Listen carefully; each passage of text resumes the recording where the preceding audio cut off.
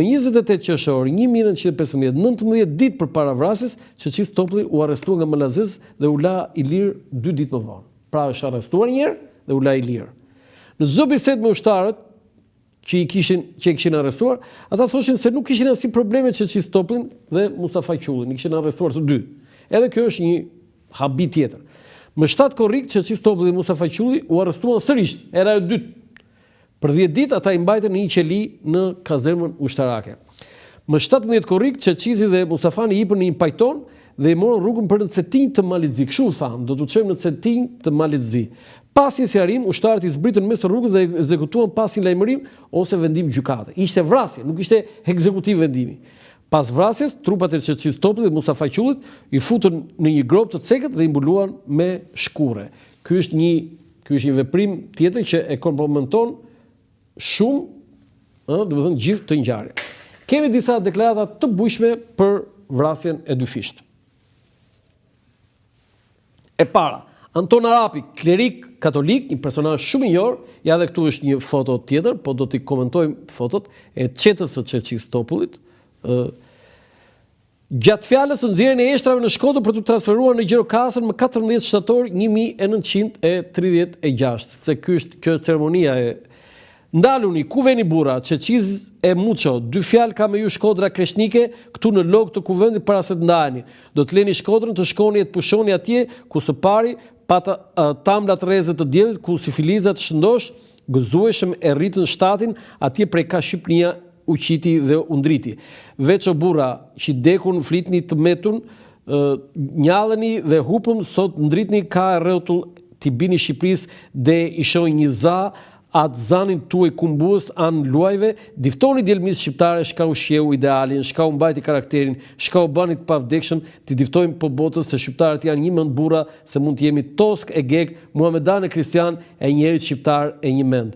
Zoti vërtet e atë dheu le të na bashkojnë, Zoti atë dheu të na mbajnë me Zot me atë dhe lumnojnë. Ka thënë Anton Arapi, klerik katolik, i cili mbajti fjalën në ceremoninë e transferimit të eshtrave, të nxjerrjes së eshtrave në Shkodër dhe transferimit të tyre dhe varrosjen e tyre në Gjirokastër. Pa e ditur, Anton Arapi do pushkatojë në vitin 1946 në Tiranë. Enes Koliqi, shkrimtar dhe studiues të fjalën e ceremonisë për nxjerrjen e eshtrave të Çeçi Stopullit për të transferuar në Gjirokastër më 14 shtator 1936. E ju hije madhore të Çeçi Stopullit e të Mustafa Qullit, nisni ka vendet tuaja tu ngjallur në për gjithë buzët një këngë shprese. Zgjonin kalim zemrat e fjetuna, fuqizoni shpirtat e ligshtum. Shka kërkon dielëria prej Shqipënisë, drejtësi të plot shoqërore. O ti Çeçiz, o ti Mustafa Qulli, që ma të kuqe bët flamurin, ma të kuqe bët flamurin. E bat me gjakun e të pasët tuj, shpall djalërisë se pajtimi më i drejtë, se drejtësia më e plot shoqërore mund të arrihet në emër të Shqipënisë. Do të thënë është e jashtëzakonshme kjo që ka thënë Ernest Koliqi për të dy të vrarët. Ja, Çeçi Stopulli, ky është një portret i Çeçi Stopullit nga Niko Kotheria, është me të vërtet një portret i jashtëzakonshëm, do të thosha unë. Kemi disa shifra, disa të dhëna. Çeçi Stopulli qëndroi në Shkodër 10 muaj si pjesë e rezistencës pra të qytetit verior. 15 ushtarë malazez e morën pjesë në vrasjen e Çeçi Stopullit, me cilën ai arriti të përleshë, edhe pse ishte i lidhur. 3 vjet ishte koha gjatë cilës tëmës së Çeçisit nuk i treguan për vrasjen e tij. Ajo e ka marrë vesh vetëm mbas 3 vitesh. Flasim pak për vrasjen, për skemën e krimit më saktë. Çeçi Stopulli kishte bërë 10 manovrime në jetën e tij dhe ndaj tyre që kishin dashur ta kapnin, ndaj atyre që kishin dashur ta kapnin dhe ta azjesonin. Por mëngjesin e 17 korrikut 1915, për të parë dhe të fundit ai dështoi. Një skuadër ushtarësh malazez u shfaqën në portën e shtëpisë ku qëndronte në Shkodër dhe pas një urdhër të shkruar e vu në pranga. Bashkë me të u arrestua dhe miku i tij Mustafa Qulli, një gazetar me emrin atkoh në Shkodër.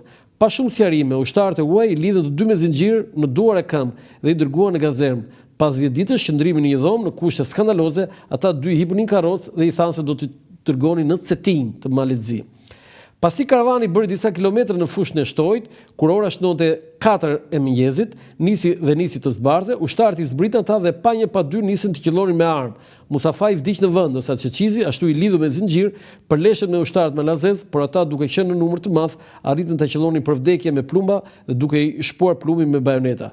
Kur panë që të dy kishin dhënë shpirt, me shpejtësi hapën dy gropa jo shumë të thella, i futën brenda të dy trupat, i mbuluan me shkure dhe drur dhe u larguan prej nga vendi i